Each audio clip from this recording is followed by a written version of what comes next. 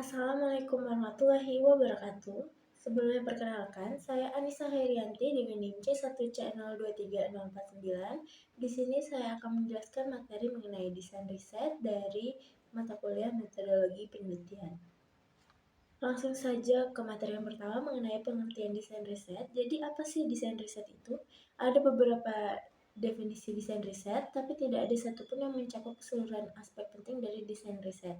Yang pertama itu ada desain riset merupakan cetak biru pengumpulan, pengukuran, dan analisis data. Yang kedua, desain membantu periset dalam mengalokasikan sumber daya yang terbatas dengan menempatkan pilihan-pilihan penting dalam metodologi.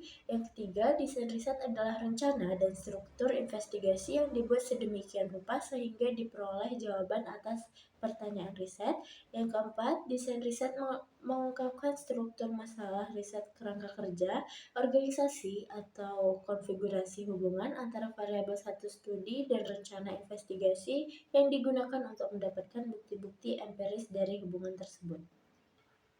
Baik, jadi dari berbagai definisi yang tadi sudah saya bicarakan, jadi inti dari semuanya adalah desain riset itu yang pertama suatu rencana berbasis aktivitas dan waktu, yang kedua suatu rencana yang selalu didasarkan pada pertanyaan riset, yang ketiga suatu petunjuk untuk memilih sumber dan jenis informasi, yang keempat suatu kerangka kinerja untuk merinci hubungan antara variabel-variabel dalam studi, yang kelima suatu garis besar prosedural untuk setiap kegiatan riset.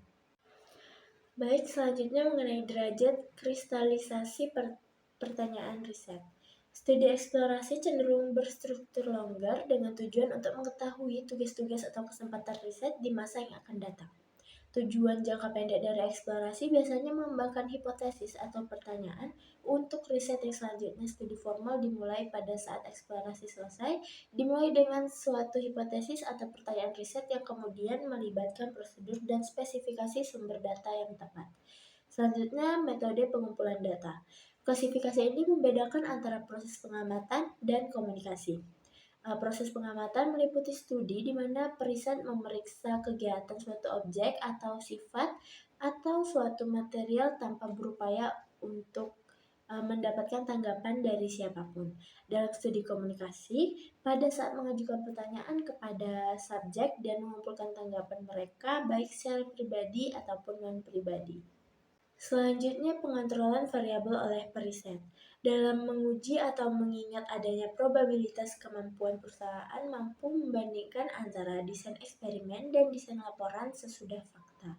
Dalam suatu eksperimen, periset berupaya mengontrol atau memanipulasi variabel dalam studi. Desain eksperimental cocok pada saat seseorang berharap untuk menemukan apakah variabel tertentu memberikan dampak pada variabel lain. Eksperimen memberikan dukungan yang sangat kuat untuk hipotesis sebab akibat. Dengan desain laporan sesudah fakta, pengamat tidak memiliki kontrol atas variabel dalam pengertian bahwa mereka tidak memiliki kemampuan untuk memanipulasinya. Selanjutnya itu ada tujuan studi. Perbedaan utama antara studi deskriptif dan studi sebab akibat terletak pada tujuannya. Jika suatu riset berkaitan dengan menemukan siapa, apa, di mana, kapan, atau berapa banyak, maka studinya adalah deskriptif. Jika berkenaan dengan mempelajari mengapa, yaitu bagaimana suatu variabel mengakibatkan perubahan pada yang lain, ini adalah studi sebab akibat. Riset kriminal ini adalah deskriptif pada saat riset tersebut mengukur jenis kriminal yang dilakukan, seberapa sering, kapan, di mana, dan oleh siapa. Dalam studi sebab akibat, kita mencoba menjelaskan bahwa hubungan antara variabel, misalnya mengapa tingkat kriminal lebih tinggi di kota A daripada di kota B. Selanjutnya ada cakapan topik. Studi statistik didesain untuk memperluas studi bukan untuk memperdalamnya. Studi tersebut berupaya memperoleh karakteristik populasi dengan membuat kesimpulan dari karakteristik sampel. Hipotesis diuji secara kuantitatif. Studi kasus lebih menekankan analisis kontekstual pernah terhadap kejadian atau kondisi yang lebih sedikit jumlahnya serta hubungan yang terjadi antara mereka. Walaupun hipotesis sering digunakan, ketergantungan pada data kualitatif membuat penerimaan atau penolakan hipotesis itu sulit dilakukan. Selanjutnya ada lingkungan riset. Desain juga akan berbeda tergantung apakah ia muncul dalam kondisi lingkungan aktual atau kondisi lapangan, atau di bawah kondisi yang dimanipulasi atau kondisi laboratorium. Melakukan simulasi adalah membuat tiruan esensi suatu sistem atau proses. Selanjutnya ada persepsi peserta. Ada 3 tingkatan persepsi. Yang pertama, peserta tidak merasakan adanya penyimpangan dari rutinitas sehari-hari. Yang kedua, peserta merasakan adanya penyimpangan tetapi tidak terkait dengan periset. Dan yang terakhir, peserta merasakan adanya penyimpangan yang diakibatkan oleh periset. Materi selanjutnya mengenai format desain riset. Yang pertama ada penelitian eksplanasi. Objek ketelaahan penelitian eksplanasi atau explanatory research adalah untuk menguji hubungan atau pengaruh antar variabel yang dihipotesiskan. Pada jenis penelitian ini, tentu ada hipotesis yang akan diuji kebenarannya. Hipotesis yang menunjukkan adanya hubungan antar konsep. Hipotesis itu sendiri menggambarkan hubungan antara 2 atau lebih variabel. Untuk mengetahui apakah suatu variabel berasosiasi ataukah tidak dengan variabel lainnya, atau apakah suatu variabel disebabkan atau dipengaruhi ataukah tidak oleh variabel lainnya. Penelitian eksplanasi dimaksudkan untuk menjelaskan suatu generalisasi sampel terhadap populasinya atau menjelaskan hubungan, perbedaan atau pengaruh dari suatu variabel terhadap variabel yang lain. Baik, selanjutnya ada penelitian deskriptif. Penelitian deskriptif ini merupakan penelitian yang memberi gambaran yang lebih jelas tentang situasi-situasi sosial. Penelitian deskriptif atau descriptive research, yang biasa disebut juga penelitian taksonomik atau taxonomic research, dimaksudkan untuk eksplorasi dan klarifikasi mengenai suatu fenomena atau kenyataan sosial dengan jalan mendeskripsikan sejumlah variabel yang berkenaan dengan masalah dan unit yang diteliti.